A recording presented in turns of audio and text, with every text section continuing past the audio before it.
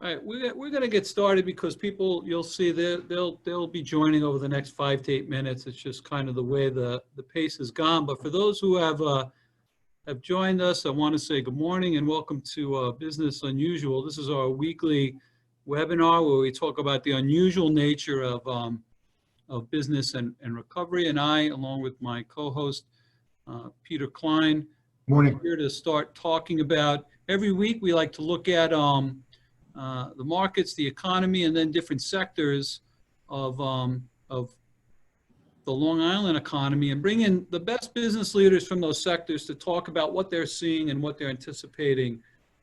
This will be recorded and broadcast out through social media as well. So if you have to jump off, you can catch up at a later date. This morning we are lucky and blessed. I'll use the term blessed because Terri uses that word a lot. Lucky and blessed to have John Miller and Terri Alessi-Miceli, two of my closest friends, two of the strongest business colleagues and business leaders here on Long Island. I proudly serve on both of their boards, and we're going to be talking about recovery in the not-for-profit sector in a little bit. To start, Peter, let's talk about what we've seen over the last week. So, as I'm looking at the headlines again, I'm just reminded as to why we call this business unusual. I see widespread outbreaks in Texas, in Michigan, in Florida, in South Carolina, and Georgia. Huge states with huge economies, yet the market remains unaffected. I see that the housing market is down, and that usually impacts the market as well. But we're holding kind of steady at this 26,000 at the Dow. The NASDAQ seems to be doing a lot better than the Dow right now because of the high tech volume. But what are you seeing in your world? Well, thanks, Joe, and good morning to everybody. Thanks for listening and watching. Yeah, it seems to me like, and again, you make a good point about the outbreak states. And if you recall, just a week and a half ago, we had a similar bit of information on the virus, and that caused a pretty substantial sharp decline. Market seems to be moving off that sort of worry list, and I will just state that things can change very quickly, of course. I think the market participants, the market itself, let's call it, is expecting what I call as a triple V, right? They're expecting a vaccine very shortly. They're expecting a V-shaped recovery economically, and they're expecting a victory for the current administration. In all three fronts, I think they are going to be disappointed. And to that effect, to that end, I suspect that we will have a more difficult market conditions going forward. Let us be realistic to the fact that while interest rates are very low, and that might spark things, industries like housing, in no way, shape, or form is this a growth economy. We are hobbled by high unemployment, dislocation of many different sectors, uncertainty, as you can imagine, for as long as I could. Just think about companies, businesses having to change the way they do business, having to, more expenses, be it plexiglass or changing the way they run their office. All of this will have impact. And then, of course, consumption and consumers, which is a large share of our GDP, they're going to have some changes as well. So I'm in the camp that suggests caution in here. Obviously, prices are very high, values are high, and in my view, they seem to be quite unusual. So we were talking before we went live, Peter. Right now, people are sitting on more cash than they ever have in the history of our economy. Money market accounts are the highest they've ever been. And you and I have had this conversation, right? It's like put away cash and wait for those extreme values that are going to come along. What's the impact, though? What's the impact of everybody sitting on all this cash? Is that why the market is strong? They're anticipating that cash will be deployed in the future, or what are your thoughts about it?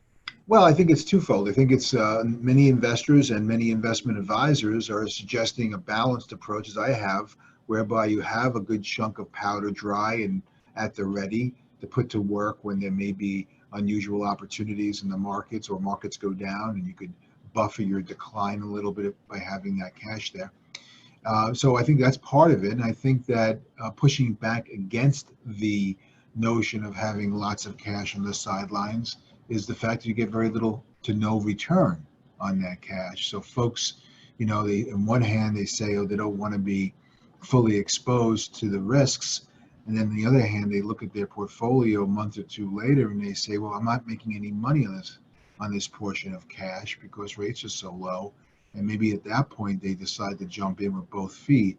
And I think that's what we should be very concerned about, because that's not what you want to be doing. You definitely want to stay in balance, and you want to be careful to go all in or all out for that matter.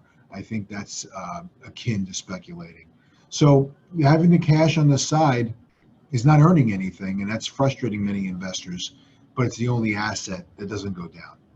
Yeah, and it is frustrating. You said last week, I liked it, the casinofication of the market. You're seeing these wide jumps of these stocks, right? And you're sitting on cash and you're saying, hey, why aren't I in this? Why aren't I in this? But you're also seeing those tremendous declines. So I think Sure. we're really going to have to let this play out a bit. You heard about this fellow who's on social media, who's a former sports commentator of some sort, or betting person, sports Oh, betting is that person. Barstool Sports? That's right. And Yeah. now he's apparently pivoted, and he's calling himself the best since Warren Buffett, or better than Warren Buffett. And now he's sort of having fun, quote unquote, fun in investing. A, it's not fun. B, it's a science. It's very serious, and it's not a game. So that's my message to those out there who think that investing is an outlet for their sports betting interests. Yeah, it's all fun until you lose your savings. And we were saying before we went live how thank God this market has held strong, because I couldn't imagine getting through April and May just from a psychological perspective if this market had been down in the toilet. And bravo to the Fed and the In the Treasury. Treasury Department and that bazooka of. But less we should talk about what happens when you unleash such dramatic amounts of supply of money into the system. The M2 has jumped dramatically. That's the supply of capital. Money is sloshing around, needs a place to go. Find that place in markets. Markets get buoyed higher. But what goes up goes down. And when money supply dries up, because they're not going to be unlimited stimulus packages, that's what the concern is going forward. And also let us realize that inflation can certainly be a takeaway from this in the future, but certainly something to look at. And the dollar weakening is also an issue that we need to look at too. Yeah, Peter's always a welcome commentary to a recovery party. He's like a lead balloon sometimes, man. Let me tell you, it's great. So Terri, welcome. First of all, your hair looks terrific. To my regular viewers out there, I got a haircut finally. They've been disgusted that this Marine looks so unsat every week. I sat yesterday and made sure I got my haircut. So Terri, let's talk about the last few months, because you and I have lived it together almost day to day, suffering through PPP, idle, the end of networking, the end of everything. Talk about it. Talk about how you've gotten through it and where you are right now. Yeah. So thank you for having me on. And Joe, I don't just say this because we're live. You helped me get through it. It's really important that all of us have a really good network of people that we can reach out to, joke to, cry with, do all those things, and really are a sounding board. So I appreciate it. So, I think the thing I'm most proud of is what we found is I think March 9th was the first, at least COVID case in Suffolk County. And by like that next week, March 11th, we were fully involved in the Suffolk County COVID Business Task Force and talking to the state every day and really disseminating some critical information for our members. I remember personally feeling, at least the first 2 weeks, I thought to myself when I left the office to work remote, all right, it'll be 2 weeks and, I'll get a lot done at home and I won't have any interruptions. And then reality hit, right? And our members and our business owners are telling us that. And we found out that, wow, this is much larger than that. So, listen, I have to mirror what Peter said. I mean, congratulations to Congress and the White House for really rapidly pushing out money through the PPP and the EIDL loans. And the challenge was, as you know, Joe, 501c6s, HIA-LI is one of them, and 501c7s were not included in those first two rounds. So those first two rounds of PPP money, and I want to say the SBA said they gave out maybe about what, 660 billion in PPP money alone, we could not touch. And that was a crying shame for several reasons, because when you look at trade associations and chambers and organizations like ours, I mean, I believe that we are the incubators for innovation and growth, right? Because we promote job growth, we educate people, we look at workforce training. So we went to task to really, with Congressman Lee Zeldin and the Long Island delegation, to look at how do we get portions of that money. And I agree with what you said before. It's been difficult because we were able to get money and we were able to get 501c6's money, but what happens after that? What happens in this recovery? So it's been difficult, to say the least. Yeah, and we've been there shoulder to shoulder during all of this, losing lots of sleep. And you know, one of the things I'm most proud of with HIA-LI is we do so much on such a small budget. Right? And that makes every donation so critical. And I don't think people understand that to get back into full foam recovery, we really need to make sure that not just HIA-LI, but all the other business organizations are up and running and full throttle out there. It's such a vibrant part, and it's going to be very difficult, I think, to find our place because we're so firmly established in a space. But that's the joy of business, right? Is trying to figure that all out. Hey, Terry, quick question. Thank you for all your service and all the hard work that you do. Can you maybe spend a moment with the listeners and the viewers about the differences between a 501c3, which I guess John is an organization of, and your organization, how it's different? Yeah, absolutely. I mean, you know, so in layman's terms, when you look at a 501c3 like John or Long Island Cares or Long Island Harvest, their fundraising is genuinely pulling at heartstrings, right? So some of them are curing cancer. John is doing phenomenal work with helping the blind and service dogs and things like that. We're trade organizations, and I believe we're saving businesses, right? So different.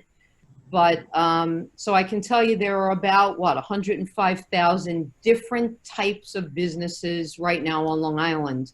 95,000 of them, Peter, are considered small business. That's 80% of our membership. So when you look at that, you know, I believe that this recovery with trade organizations and particularly chambers of commerce's, people will not be able to survive without us. They will absolutely not be able to recover without the programs and the products that we offer. I agree 100%. I just feel terrible that you're unable to receive in your potential fair share of the philanthropic dollar because of your status as not a 501. I think that your organization should be 501c3 like, you know, so that you should be able to get that same heartstring dollars that other organizations get. Yeah, importantly, I think the key difference with us, Peter, which buttresses your point, is we're not a lobbying firm and we don't receive government funding at HIA-LI, right? It's pure private donations, and it's very hard because we're very regionalized. Okay, it's Long Island businesses. Now, John, when we turn to you, different set of challenges, right? National organization headquartered here on Long Island. Very mission focused, donor base much broader, right? Mm-hmm. But many challenges insofar as you have the dogs to care about, the staff to care about, a national presence. So how have you managed through these last 3 months? You know, it's been a crazy time, and I've been blown away with the spirit of our staff, our donors, our volunteers are very passionate and you have been along the ride with us. But I just wanted, before I get into more detail, I just want to say, as a member of the HIA-LI, the amount of information and the quality of the information you guys have been putting out during this crisis, Terry, has been phenomenal. We very much rely on what we get from you guys, and look at you guys as a trusted partner and one of the most valuable resources on Long Island. So thank you. But when you look at our national footprint, it's, we started this with New York being the worst, making contingencies to operate elsewhere. And now 3 months into it, we're almost entirely full circle with New York being the best in terms of, caseload, and some of our contingency plans we made for other geographies like Georgia or Florida or, further out west, coming to have to be changed.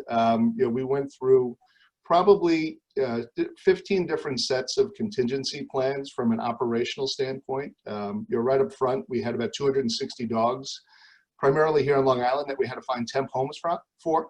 And we reached out to our volunteers. We were able to find homes for all of them, which is great. And we're going to continue to need to find more volunteers to puppy raise and find temp homes for us as people go back to work.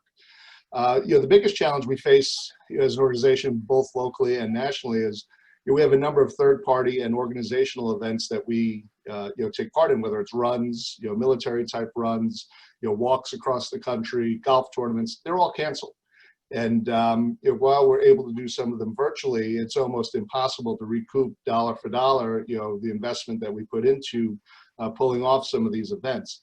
So one of the things we've done is we've established what we're calling a Day of Giving. It's called Giving Bark Thursday. It's going to be on July 9th for both organizations. It's a social media event, with the key goal being to try to recoup some of the money that we lost from having to cancel all these events. So let's talk, and I always tell you guys privately, and I always tell you guys publicly, you are two of the greatest business leaders I know. You happen to be in the not-for-profit sector. You'd be making a hell of a lot more in the for-profit sector. That's for sure. But one of the things I know is the three of us, and Peter, I'm sure you were this way as well, but I've had these conversations with John and Terri. At the end of 2019, going into 2020, we were all poised. We were all poised for our greatest year ever, right? John, you had come off Sully, you had the NFL, you had the NHL, right? Terry's going to talk about the innovation park. We just went through that. And John, I'll start with you, and then I want to hear from Terri as well, right? And that is, because this is something I wrestle with. How do you deal with such disappointment, right? Mm-hmm. And recalibrate it into a new mission without losing steam? Because for me, my heart was broken when this thing shut down on March. My heart was totally broken. So how have you looked at it personally and professionally? I want to hear from both of you on that. John, we'll start with you.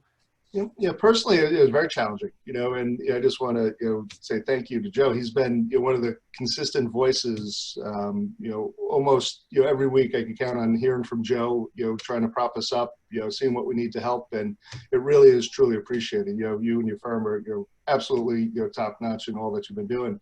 But, we had to completely change our mindset, right? We're going from grow to determining how bad is this going to be, and what are the things we're going to need to do to survive. And looking at it holistically, we do have some advantages that we are national, but that also comes with a big burden and big responsibility to make sure that we understand the rules of the road in all of the different geographies we operate in. The ability to raise money, the ability to deliver programs. And it really took a complete reset of the mindset we were in at the end of 2019. And we had to pivot almost instantaneously by sending a large majority of our staff home. A good number of folks, our trainers who are generally out in the world, and the world is their canvas, so to speak, working from their homes with our dogs, in some cases multiple dogs. So we were challenged to do things very, very differently. And we have a great leadership team here, very creative, years of experience, both in this industry and running organizations like this. And I think what really, at the end of this, our number one operating principle throughout has been to put ourselves, in position to win the long game. Put ourselves in the best position every day to come out of this, with the best chance to succeed on the back end. So every dollar we're able to raise during this period, every day of training we're able to continue, to provide, puts us in a better shot, to be successful at the end of this. But, it's a crowded marketplace for sure. The charitable group, there's over 40,000 registered 501c3s, in this area alone. And it's going to be hand-to-hand combat, really, for every dollar. We have to raise a large majority of our funding, and with events being canceled, we have to do things very differently. Yeah, Terry, from our perspective at HIA-LI, boy oh boy, we had really made some strides. Really, really had our best revenue year ever in 2019 with great things on the horizon, and then I dream about those days, my friend. I have to tell you, I do. Talk about it. Talk about it. So ditto to what John said. First of all, he was so eloquent. I mean, from a personal standpoint, like anybody else, any other leader that goes through this, I mean, I had my ups and my downs, but I think what it's done for me on a personal level has made me more fierce, made me more steadfast, made me more determined. And what we did every single step of the way is celebrate the small things. I mean, we did that relentlessly here, whether we were working remotely or now that we're back in the office. So to remind us of many of the good things that I think the HIA-LI does to push economic development forward. And listen, to remind myself on a daily basis that I have an obligation to meet payroll for our employees and to continue the great work we do because of our members. So Joe mentioned the Long Island Innovation Park at Hauppauge. It hasn't surprised me that through this crisis, by the way, that we were able to get much further with creating an overlay district for mixed use for apartments. Because one of the things that the sustainability plan told us is that we need to build apartments for young professionals because these kids are leaving by the droves. We were able to do that, right, Joe, through this crisis. Yeah. We were able with the Long Island Regional Planning Council to really get much further with a potential workforce training center and an incubator, again, in this area. So those are the things that we have to remember. And I agree with John, we will come out of this dramatically different. All of us will come out of it dramatically different. But we will come out of this stronger because, what it forces us to do is really be lean and mean with everything. And that's what we're telling our members as well. Businesses will change as well, right? Because they have to. And I think the key that you're able to help with, and it's so great that you're there to do so at HIA-LI, is to be able to sort of shepherd the change and to lead it and to be able to give your members the glide path, the playbook on how to do that. And that's just so critical at this time. I will tell you, we've set up several Peter task forces right now. So one of them is our CEO Gold membership will be a task force. We have a small business task force. We have a manufacturing task force, and we have a task force to look at restaurants, venues, downtowns, because they all will need something different through this recovery. And I think that's what we do well, is our ability to be able to get that information and then disseminate it back, hopefully in this case to the government, because they need to hear what these businesses need through this recovery. And it'll help form new programs, I think, for us as well, and new revenue streams in the future for us as well. Yeah, great leadership on the committee level. Boots on the ground, the strength of HIA-LI, right? So we have these committees formed for recovery and everything else, which is terrific. Peter, so you run a charitable foundation as well. I do. Folks rely on you for dollars. You've always been incredibly generous and philanthropic, but as a donor, how has your thinking changed now? What are you looking at before you're going to strike those checks going forward? So thank you, Joe. Yeah, the Claire Friedlander Family Foundation, which I'm proud to serve as president of, and its board, has decided in early March to take a pretty substantial pivot in our giving. And we decided collectively at the time to change the organizations to which we're giving. And it was very hard to do that because we've been supporting a number of important nonprofit organizations right here in our backyard. But we really wanted to make sure we focused on healthcare and food insecurity. So we made that pivot and we provided grants, a bunch of them, in March to those organizations that we knew of and that we studied and researched in those fields.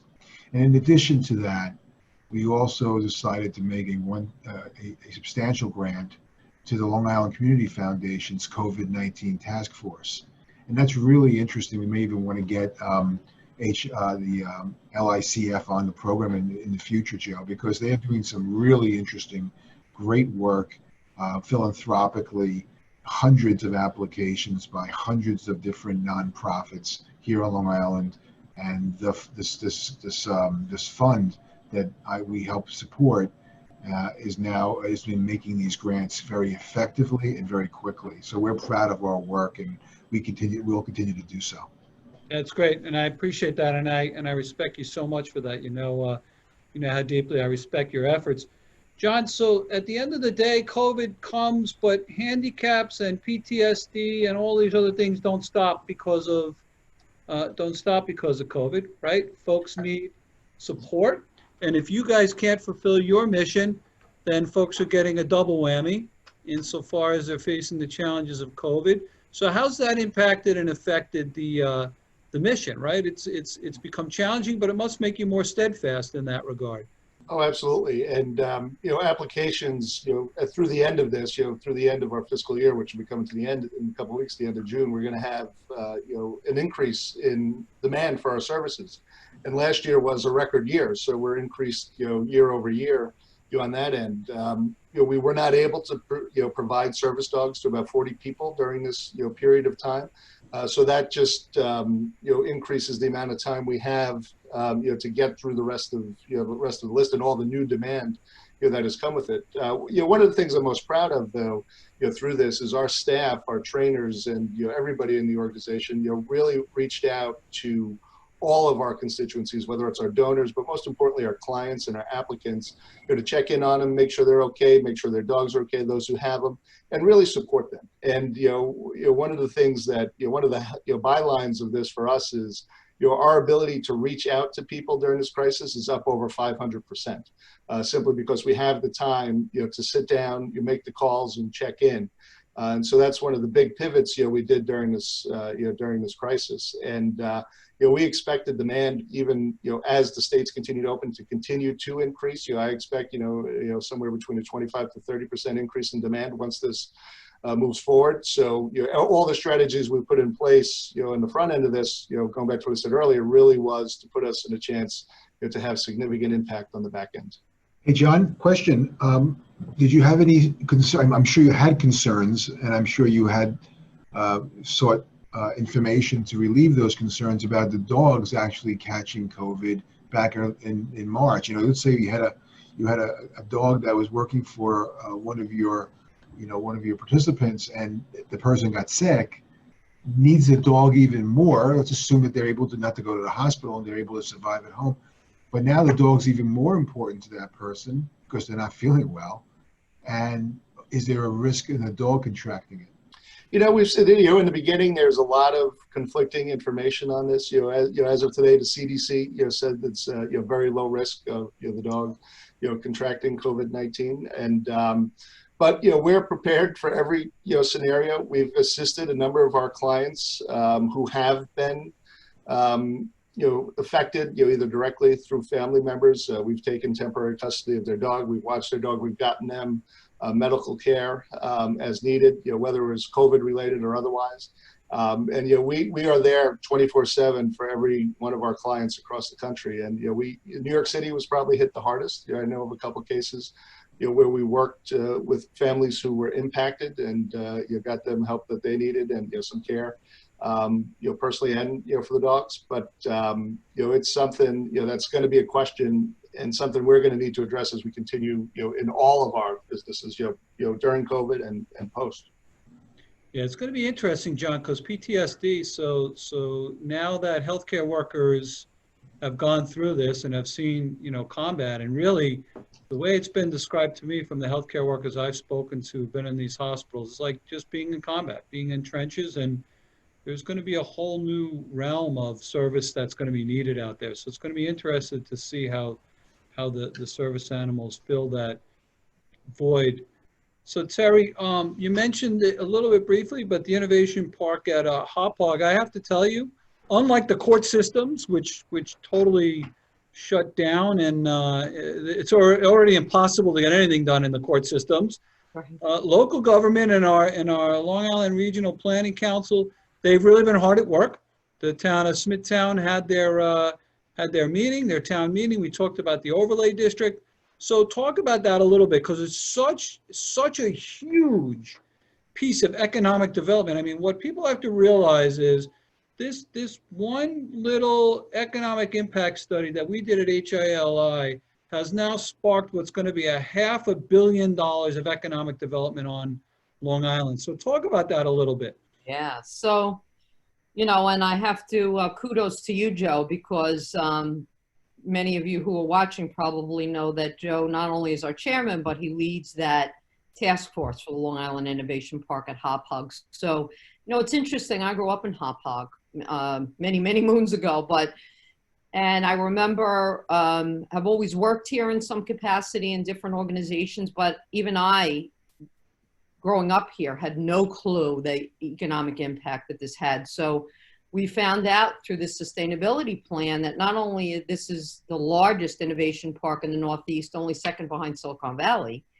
55,000 employees, 13 billion in economic output, 44 million goes to the Hop Hog School District, and I could go on and on and on. That what we found is 58% of the industries inside this park are what are called tradable sectors. So that's well over, that's the most on Long Island, but that's probably about 20% over what it looks like from a national level as well. And what the Long Island Regional Planning Council has told us is that is where the growth is, in those tradable sectors. So I'll give you a quick example, I think, how it relates to COVID. One of the things that we found out, there's many manufacturers and biopharma companies in this park. We've seen a very high incidence of COVID in a lot of the vulnerable areas. So Brentwood, Wyandanch, areas like that. Many of those people work in the plants, in the manufacturing companies here in the park. So one of the things we've done is we've partnered with the Suffolk County Department of Labor to put together what was called a health and safety manufacturing community outreach, because these people are not getting the education that they need in their communities. We are actually now reaching out with the Department of Labor into the park, into the manufacturing companies, to really help these workers really understand health and safety as it relates to COVID. So there are so many good things going on in this park. And again, as Joe said, we're really pushing forward millions and millions of dollars of economic development. I have to say that I've been president of the HIA-LI for over 15 years. This has been my proudest moment. I know that sounds odd because we're in COVID, but this absolutely, I said to Joe the other day, this is our moment, right? Joe, don't you feel that way? Yep, absolutely. It's been a bright star in all of this uncertainty and darkness to see that project is moving along, and it's staggering. Again, the economic impact that it's going to have on the region is staggering, just from jobs it'll bring, infrastructure spending, construction, new tax revenues. It's truly an amazing feather in the cap of you and HIA-LI. I want to shift a little bit to fundraising, because I know that's an important part, right? So two very different models. So in addition to just loving both you guys, there's very different models, right? So John's model, I was very surprised to find out when I joined the board that the average donation is about $50, right? And so that's an amazing machine that they have from a fundraising perspective. But you have the smaller donors, and then you have the much larger donors, right? The middle guys, the schlubs like me, you know, it's you join an organization like that, or you donate to an organization like that because you have passion for what's going on. And for me, veterans returning with PTSD are very near and dear to my heart. Terri, for us at HIA-LI, very different, right? People are joining it because they want to network and they want to grow their business. So I'll start with you, Terri. Like, we got a lot of challenges ahead because people want to join us, because they want to grow their business. In fact, that's our whole mantra, right? Is we help you grow business. So talk about those challenges and how we're going to pivot on that regard. Yeah. So, as any other business, right, our revenue streams stopped, right? So our revenue, as Joe said, comes in from obviously membership and sponsorship and advertising and fundraising and doing many face-to-face conferences and things like that. Hence, people want to network and make those business connections. But what we've seen through this is there's a lot of different ways to make business connections, right? So I'll go back to what John said before, that what this has afforded us and our membership to do is actively reach out and actively have much deeper conversations than I believe we've ever had before, right? In terms of really developing that relationship, number one. And number two, we know already, and Joe and I have talked about that, our fourth quarter will look much different than it ever has before. So I'm sure most of it, if not all of it, will be done virtually. And that will impact what happens in 2021. So, what I see happening is, Joe, you said people join our membership for two reasons. One is, networking and to do business. But there's a third reason that I think that we haven't used to our advantage, and that's to work on extremely significant projects. So whether that's the park, whether that's solar energy, whether that's, we're doing a lot of different things. We're working on a business liability waiver with other organizations. I believe our future fundraising will be all about collaboration. I agree with that. Advocacy, a big part of that too. Yeah. So, we're going to get back to some sort of new norm, but it's been interesting. The dynamic for us has been, I'll give you a quick example. Our membership numbers last year in 2019 is exactly where we are right now in 2020. And let me tell you why I think that's happened. Not necessarily new membership, but people have renewed very actively because they really do realize they need organizations like us now more than ever before, right? So, that will continue. But again, I think the collaborative arm, which we've always been good at, will be much stronger than ever before in terms of fundraising. That's what I see. Yep, and I can tell you from my perspective, I couldn't imagine doing business here on Long Island without the HIA-LI there. It's been integral to our firm growth. It's been integral to my professional development. It's just been great. It's such a safety net for Long Island businesses that the thought of losing that is truly daunting. So I think you're right. I think people are going to want that to stay, because just don't know what Long Island would look without it, and that's just too scary a thought. I see them as innovation. I see the HIA-LI as innovation, and that's really where the future is for Long Island. We need to pivot and to find those new industries and support the ones that have taken us here thus far, but to really always reach for that higher rung on the ladder and not to get complacent. And with leadership like Terri and Joe and others there, I feel as if you guys are in the right spot to make that happen. Yeah. I don't know, Joe, if you remember, but you and I actually met at an HIA event. That's right. I do remember. Right. It was love at first sight, if I remember that, John. So, John, for you, different challenges, right? With us on that side of the equation, a lot of it is feel-good money. It's a good organization. I want to give it money. I'm not necessarily getting something from it. I just feel good about it. And now with COVID and unemployment, there's a lot of risks there, right? So how are you factoring that in? Yeah, no, it's you'll see at our board meeting later tonight. We're looking at potential decline in revenue for the upcoming year, primarily due to the loss of these events. But we're really using this as a moment to look at our value proposition to our donors and the impact that we have on the clients. And we have to do a better job today than we did yesterday. And the same goes through for tomorrow versus today. In that we have to do our job well every day and deliver on our mission. And it's a crowded marketplace. I think one of the things from a business model perspective, so to speak, is we very much do run both our organizations like a business. And the bottom line is important, but also the mission delivery and the mission impact really is our bottom line at the end of the day. So we have to deliver. We have to get innovative on how we're going to deliver, in a 50-state model with, probably 350 different sets of rules when you're looking at all the counties we're operating in and, where our clients are. And we're just going to have to get better every day. And, I'm confident we can do it. We have a great team here, but, it starts at the top, and, we got to do our job well, every day, and make sure we're delivering for our clients. Hey, John, do you think that going forward, the typical nonprofit on Long Island, you're far from typical, you're very innovative, I know. Do you think that the notion of these the events that we've had so often, the different events in May and November usually, do you think that's going to change? Do you think we're going to go more toward maybe a virtual kind of event situation?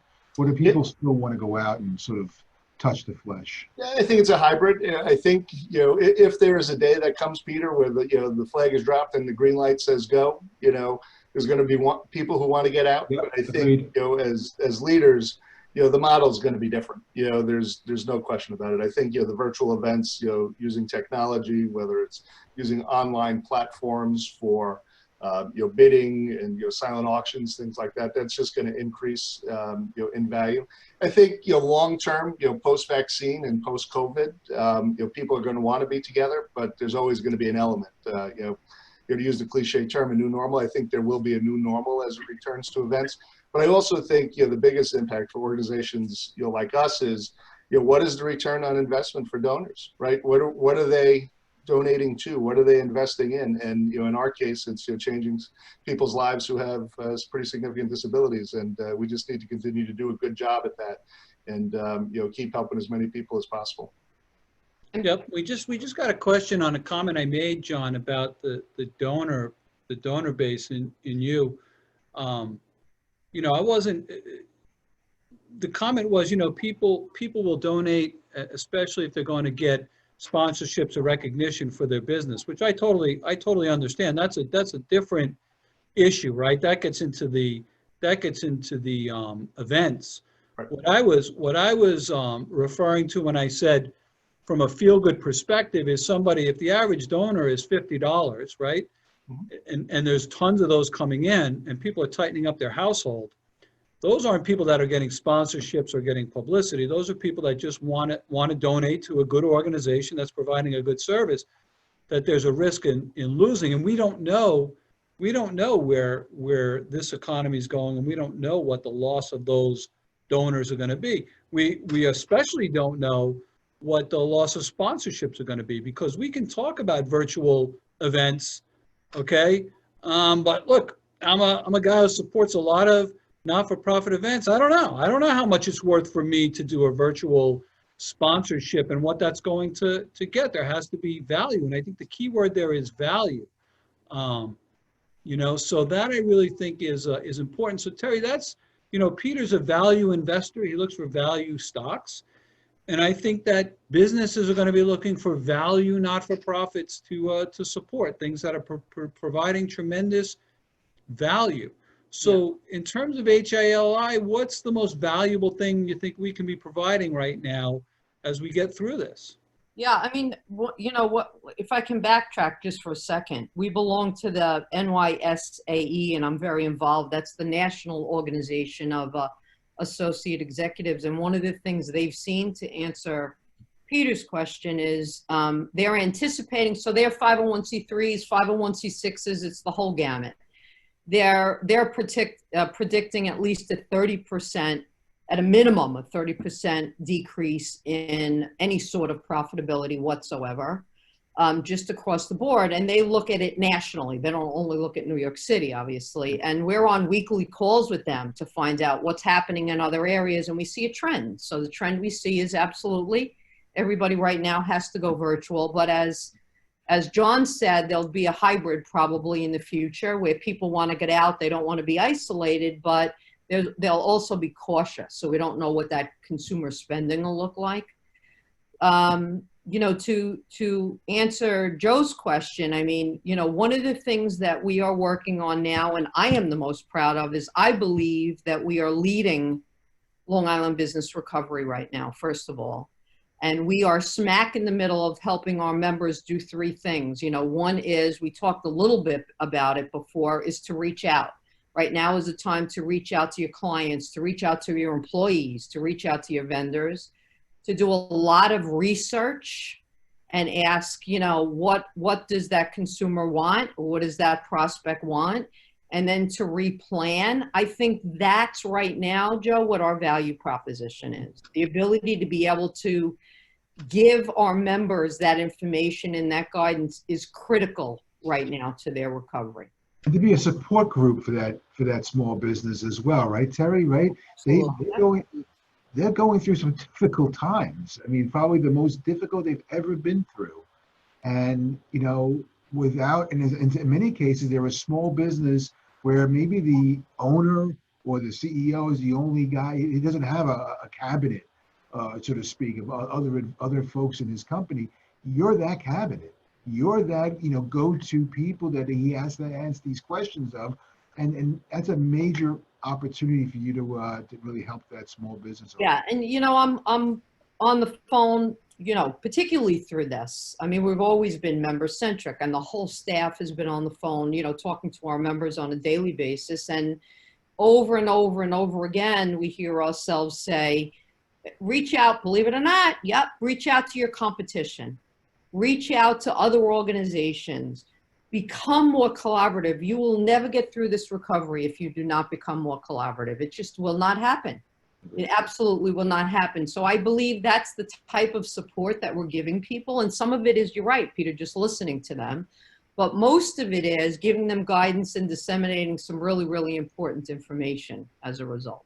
So as John said, I think our value proposition has deepened through this. Absolutely.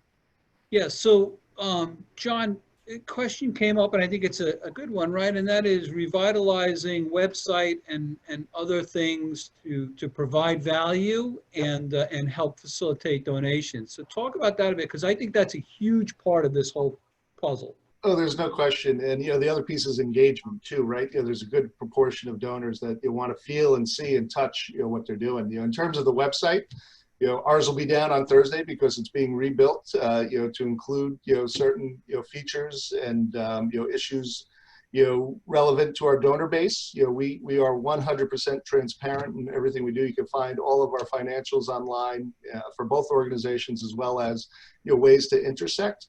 You know, one of the things, and you alluded to this, you know, before, Joe, earlier, is, you know, we had some sports partnerships, right?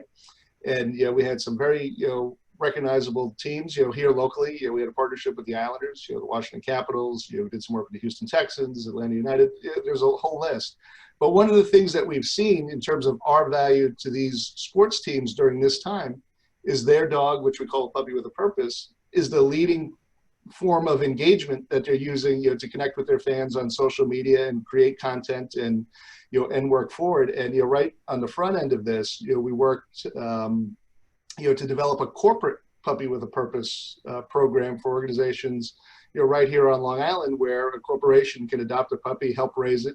And, you know, there's nothing like, you know, that type of engagement, you know, for a donor to be, you know, hands-on in what they're doing. So we're always looking at ways, you know, to engage our stakeholders.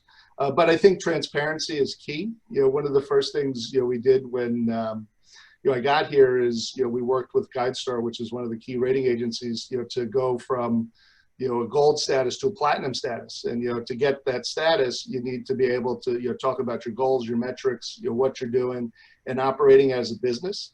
You know, one of the things, you know, that we instituted here about 2.5 years ago was what I call role and goal clarity, right? So anybody in the organization at any point in time should know our organizational goals and how they fit into helping, you know, meet our goals.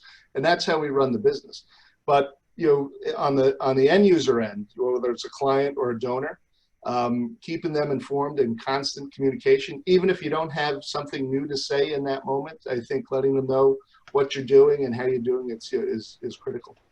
Yeah, it's important. It's you know, it's important to let donors know how many people are going to see their online presence. You almost have to become a mini Google Analytics SEO type of operation to promote value. Terri, electronically, so HIA-LI had to pivot very quickly. You know, website, Zoom. I don't know about you guys, but I'm getting zoomed out here a little bit. I want to see people and talk. But what are you seeing over the next few months in terms of events and website rollout? Yeah, I mean, we're, as John mentioned, we are getting creative, right? So we're having a virtual run, walk, fundraiser. We're looking right now at a drive-in movie night. We're doing a bunch of different things that I think we would have probably never thought about before, quite frankly. That's number one. Number two is we also have reinvented our website to do two things. Number one is to be, again, a one-stop hub for COVID-related information, not only based on the mental health and the physical health of it, but the recovery piece of it. And as you know, we have a brand new section on our website that deals very specifically with the Long Island Innovation Park at Hop Hog. So when you go back to, and I see the comments talking about evidence and data-driven, that's where I believe when you go back to fundraising, that's what I believe is important, because people can see what the economic impact is. Yep, people will spend money on value, things of value, absolutely. All right, so we're down to final comments. The only rule is it has to be an optimistic final comment. Peter, I'm going to start with you because we need some hope out of you. So let's start with you. Well, I'm optimistic about the pivot that many companies here locally as well as around the world and our nation have done. It seems like we can't keep good people down, and we're going to figure this out. We're going to come through it. It's not going to be the easiest of paths, but I am resolute in my conviction that Americans and the rest of the world will see the opportunity for a better tomorrow. John? Yeah, I've been thoroughly impressed with our staff, their spirit, their ability to adapt in ways we've asked them to do things that no one ever even thought were possible. Along with our volunteers and our donors who have stuck with us, there is hope. There's a lot of good people out there and they're doing a lot of good work. And I think that gets lost in some of this. And our organization works hard every day to try to change lives. And we have a passionate bunch, and I see a lot of optimism on the back end of this. And I do think there's a lot, from a business perspective, there is going to be some pent-up demand, but things will look different, and it's incumbent upon leaders, to navigate that and to adapt. And I think we have a good team here, and everybody on this call, I have the utmost respect for. So I think good things are coming. Terri? Yeah, I mean, my favorite phrase, Joe, is in darkness, there's always opportunity. And I think this is no better example. So, when we went through cutbacks and layoffs, I have never seen a stronger commitment, ever seen a stronger commitment from the staff, from the board members, from you who is trying to run your own organization. And I think that we are Long Island strong. And I think we have to remind ourselves that we are Long Island strong, and we will get through this, and we will get through it together. We will be different, but we will get through it together. Absolutely. Yeah, I echo that to a certain extent. I think there's a lot of money and a lot of smart people who have access to that money. And I think a year from now, things are going to look very different, but they're going to be better. I think it's ultimately going to be better. It's going to have corrected itself. And I think we'll all be okay as long as we keep our nose to the grindstone and don't keep trying to recreate yesterday. We got to figure out what tomorrow looks like, right? And I think where people are going to get themselves in trouble is they're trying to recreate yesterday and not stay focused on tomorrow. So I want to thank you guys. This has been terrific. Three of my favorite people to spend an afternoon with. Again, folks know that this is being recorded. They'll tune in and watch it later. They bounce on and off of this, but this has been really terrific. And we appreciate everybody for joining us for Business Unusual. Next week, who do we have next week? John Corrado from Suffolk Transportation, and he's going to be talking about public transportation as well as school bus transportation. He runs the largest school bus company here on Long Island, so that's going to be an interesting discussion to figure out what the hell we're doing with mass transit and getting our kids back to school. So we'll see you all next week. Have a wonderful, wonderful week, and we'll look forward to talking to you all. See Thank you you. guys. Thanks, Joe. Thank you, Peter. Bye, Terri. Bye, John. Good to see you, John.